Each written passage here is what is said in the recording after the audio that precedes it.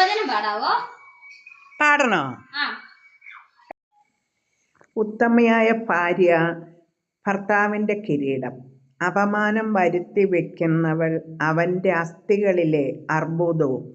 സുഭാഷിതങ്ങൾ 12:4.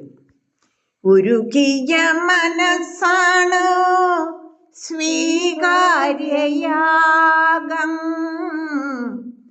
ഉന്നതനീശന് ബലിയേകുവാൻ. ഉരുകിയ മനസ്സാണ് സ്വീകാര്യയാഗം, ഉന്നതനീശന് ബലിയേകുവാൻ.